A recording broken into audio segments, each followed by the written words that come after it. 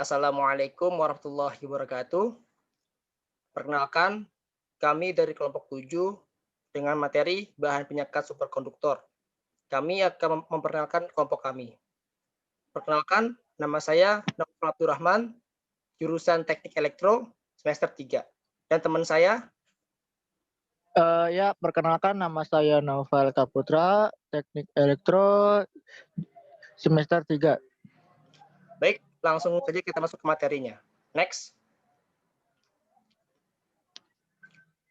Baik, pengertian bahan superkonduktor.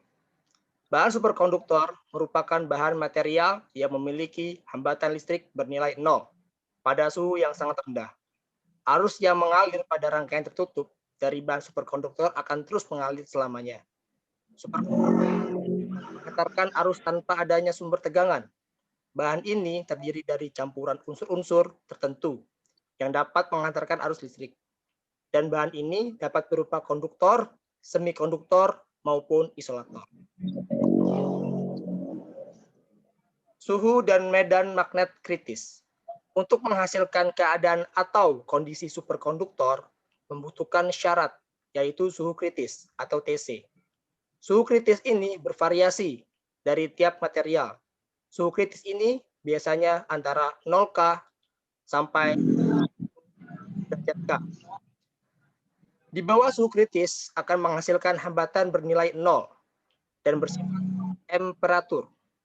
Dari penelitian, logam murni seperti emas atau tembaga yang di suhu ruangan merupakan konduktor yang sangat baik.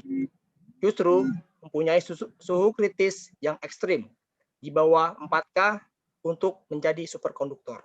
Next. Temperatur kritis atau TC. Ketika temperatur bahan diturunkan dari temperatur ruangan normal sampai pada batas temperatur tertentu, bahan ini akan memiliki sifat superkonduktor.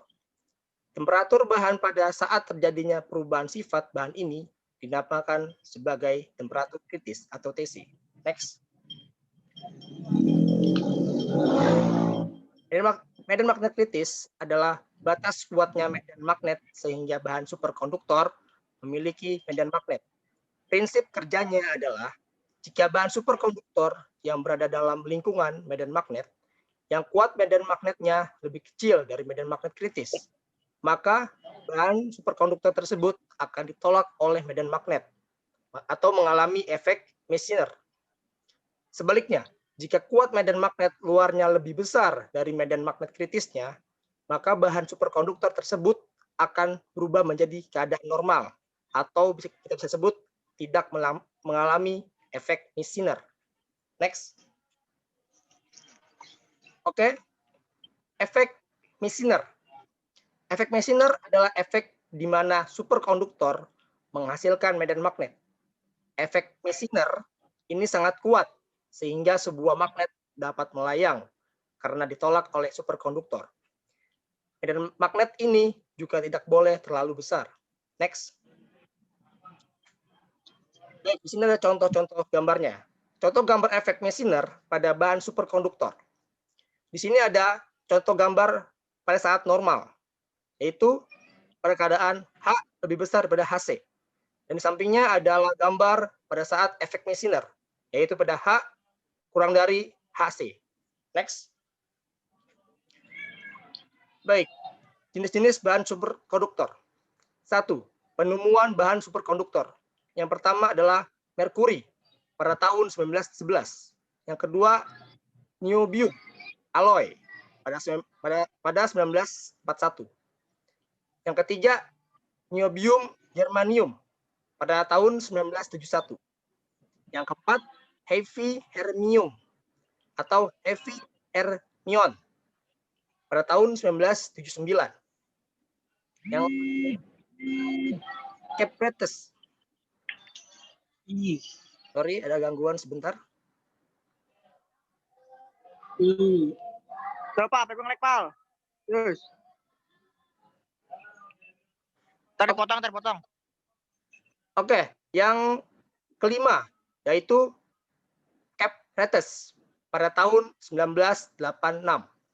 Dan yang terakhir adalah Fullerenes pada tahun 1991.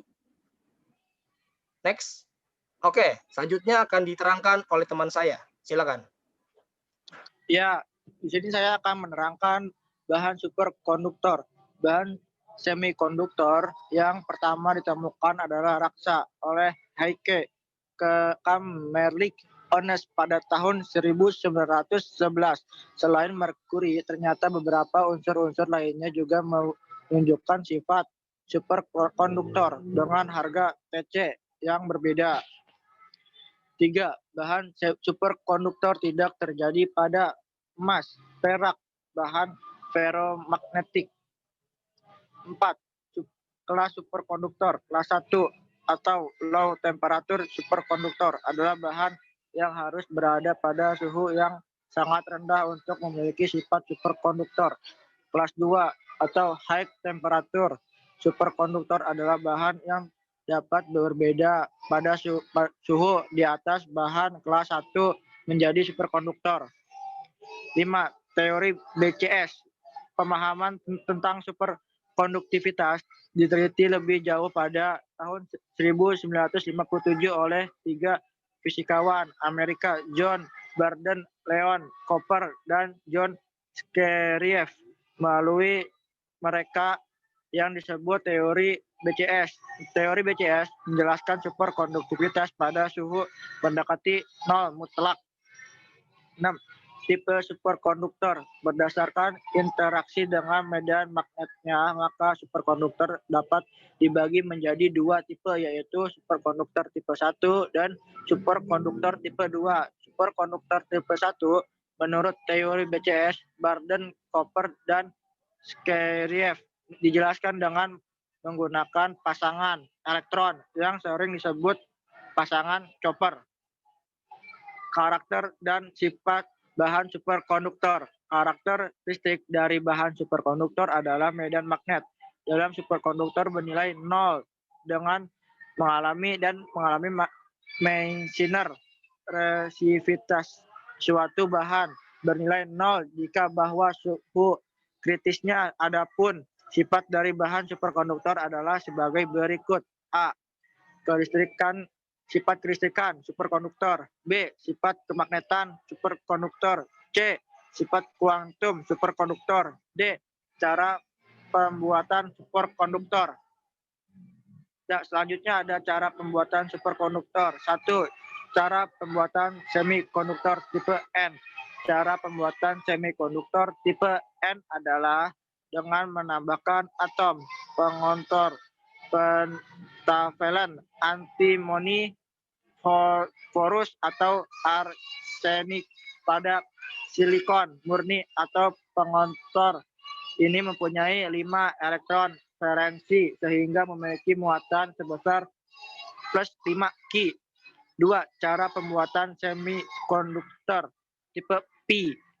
Semikonduktor tipe P dibuat dengan cara menambahkan atom trivalen aluminium, boron, gallium, atau indium pada semikonduktor murni. Ya, selanjutnya adalah pemanfaatan superkonduktor. 1. Kabel listrik. 2. Kereta magnet atau magnet levitation. Ketiga, ada magnet resonans imagi. Keempat, ada superconducting quantum interference device atau SQUID. Kelima, ada generator. Baik, sekian dari kelompok kami. Jika ada salah-salah kata, maaf. Yang salah dari kami dan yang benar hanya milik Allah Subhanahu wa taala. Sekian, wabillahi taufiq wal hidayah. Wassalamualaikum warahmatullahi wabarakatuh.